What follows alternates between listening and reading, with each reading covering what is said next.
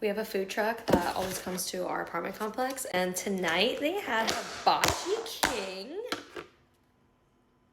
So I got chicken and shrimp. We had this before, and I got filet mignon. So we're gonna see how this tastes this time. Also got a little side of yum yum sauce, of course. Let's go ahead and try the chicken.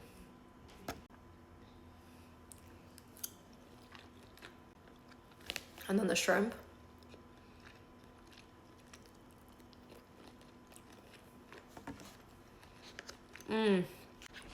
And some rice, some fried rice. And a little veggie on the side. Oops, I dropped it.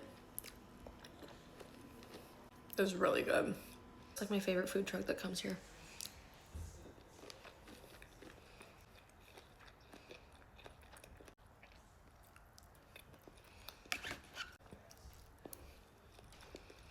And I got a little Coke to wash it down. I give this, honestly, this is like so good. I feel like this is like a 10 out of 10. Like for a food truck, 10 out of 10.